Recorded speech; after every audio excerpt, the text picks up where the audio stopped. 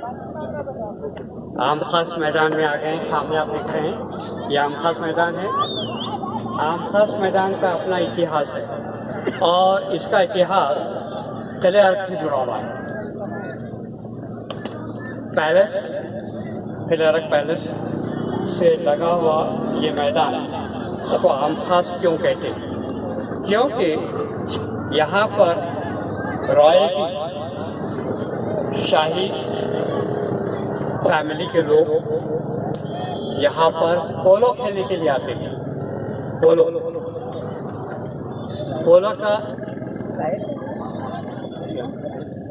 पोलो का इतिहास जो है सेंट्रल एशिया से जुड़ा हुआ है। उस जमाने में उसका लोकल नाम था चौगान। आप इससे शायद किसी को मालूम हो, चौगान खेला जाता था। और ये इसका जो है लिंक हमको मिलता है सेंट्रल एशिया से ये गेम यहाँ पर आई। उसके बाद मुगलों ने इसको अपनाया। और एक बड़ी इंटरेस्टिंग बात यह है कि 13th सेंचुरी एडी में इसको इंट्रोड्यूस किया गया, इस गेम को, पोलो को। और ये जमाना है, ये पीरियड है स्लेव डायनेस्टी का। स्लेव डायनेस्टी आपको पता होगा, कुतुबुद्दीन ऐबक, बलबन, अल्तुतमिश, रजिया सुल्तान, ये सब स्लेव डायनेस्टी की जो है बादशाह हुए। तो इसका जैसे मैंने कहा, इसका इतिहास शुरू होता है पोलो का या चौगान का, स्लेव डायनेस्टी से, कुतुबुद्दीन ऐबक से। ये घोड़े पे बैठ के होता है? ये वो मैंने लायन सब बड़ा जो है तो फोटो जो है मैंने भूल गया दिखा रहा हूँ, आपको बता दूँ। तो ये जो है इतिहास इसका जो है पोलो का कुतुबुद्दीन ऐबक से शुरू होता है। और एक बड़ी इंटरेस्टिंग बात ये है, कुतुबुद्दीन ऐबक ये स्लेव डायनेस्टी का जो फाउंडर था, ये पोलो खेलते हुए घोड़े से गिरकर खत्म हो गया था। ये शायद आपको अगर हिस्ट्री पढ़ा हो तो मालूम होगा, ये how he was killed accidentally horse back से किया। तो ये जो है यहाँ पर भी पोलो खेला जाता था। शाही खानदान के लोग यहाँ जमा होते थे और सुबह के वक्त जो है पोलो खेलते थे। उसके बाद रॉयल फैमिली के लोग वापस पैलेस चले जाते थे और उसके बाद ये मैदान आम पब्लिक के लिए छोड़ दिया जाता है। तो आप देख रहे हैं आम खास कैसा हुआ? खास लोग आके पोलो खेलते थे, चले जाते थे और फिर पब्लिक के लिए छोड़ देते थे। पब्लिक आती थी और पब्लिक खेलती थी। इस तरह ये आम खास मैदान। इसमें जो अलग अलग जो गेम्स खेले जाते थे, जैसा इन्होंने बताया पोलो, ये पोलो एक्चुअली ऑफिशियली इंट्रोड्यूस किया इंडिया में बाबर के ज़माने में। बाबर ने ऑफिशियली मुगल डायनेस्टी में ये इंट्रोड्यूस किया और उसके बाद से वो नेशनल गेम बोल के खेला जाता था। तो पोलो हाथी पे भी खेला जाता था, घोड़ों पे भी, यानी जरूरी नहीं है कि, मगर ज्यादातर घोड़ों पे खेला जाता था और हाथी पे भी खेला जाता था। उसका शुरू से नाम पोलो ही? हाँ, पोलो, चौगान बोलते हैं।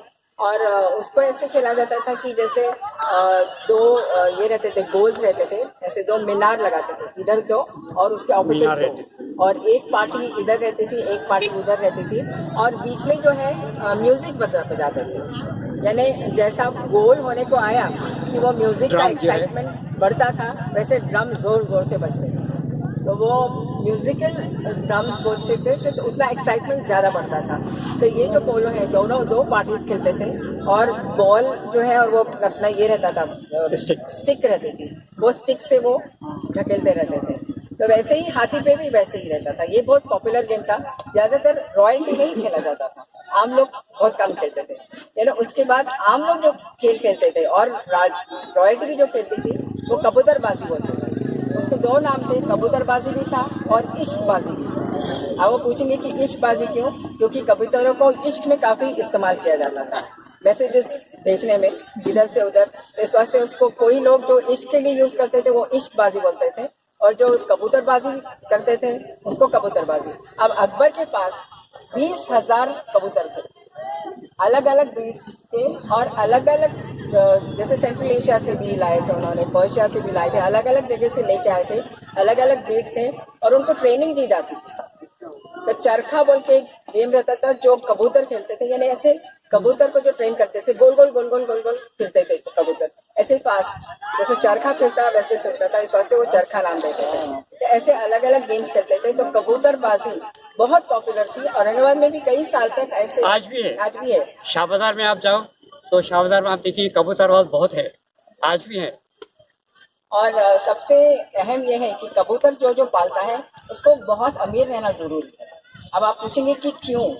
इसलिए कि कबूतर के लिए जो डाइट है उनका, तो हमारे से भी बहुत भारी डाइट है उनका। असली घी में पराठे, ड्राई फ्रूट्स, पराठे और ड्राई फ्रूट्स अच्छा कूट के उनको देना पड़ता है।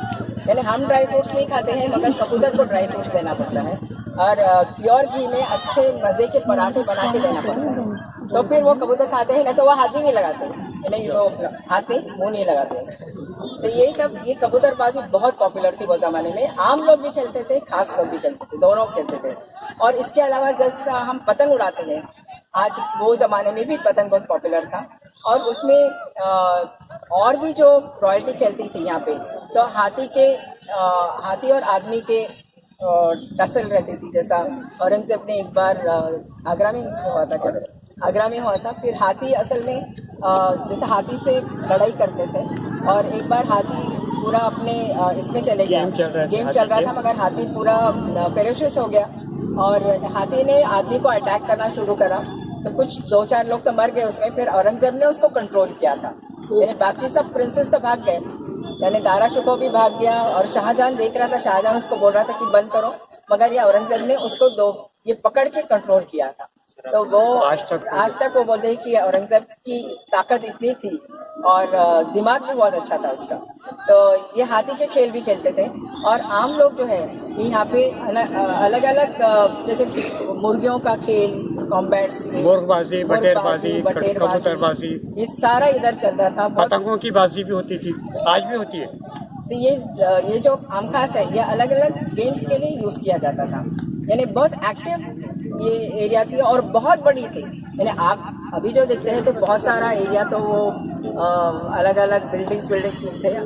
ये एक ज़माने में तो कई एकड़ की ये ज़मीन थी जो यूज़ करते थे, और जो बहुत अच्छी तरीके से यूज़ करते थे। तो ये आम खास का, आम और खास, यानी खास लोग भी इस्तेमाल करते थे इसको, और आम लोग भी इस्तेमाल करते थे। दो हिस्से, एक इधर एक ये पूल एक ही है, पूरा एक ही बीच में जो है बिल्डिंग ये बन गई, ये बन गया, बहुत बड़ा मैदान था ये। तो ये और फिर रेसलिंग बड़ी पॉपुलर थी। यानी इवन इनके ज़माने में, मुगलों के ज़माने में रेसलिंग, बॉक्सिंग बहुत पॉपुलर थी। एक बार ऐसा हुआ कि हुमायूं ने अपने कोर्ट में जो है अपने जो नोबल्स थे, यानी उनके जो अधिकारी थे, नोबल्स थे, उनको बोला कि आज आप लोग रेसलिंग कीजिए, रेसलर्स को छोड़ दीजिए, क्योंकि ट्रेन रेसलर्स तो रहते थे, मगर वो नोबल्स को बोला कि आप लोग रेसलिंग करेंगे, हम देखेंगे। तो वो कोर्ट में ही, उनके दरबार में ही रेसलिंग शुरू हो गई थी नोबल्स में।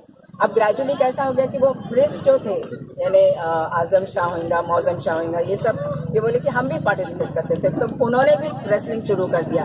अब थोड़ी देर में हुमायूं को भी बड़ा मजा आ रहा था, उन्होंने भी चले गए, बोले चलो हम भी खेलते हैं। ऐसे पूरे दरबार बाकी सब छोड़ दिए, एडमिनिस्ट्रेटिव वर्क छोड़ दिए, और सारे रेसलिंग शुरू कर दिए। तो ऐसे भी कभी कभी किस्से होते थे, यानी मज़े के किस्से होते थे वो ज़माने में। काफ़ी किस्से हैं। हम लोग अभी यहाँ से जामा मस्जिद लास्ट स्पॉट है, वो देख लेंगे।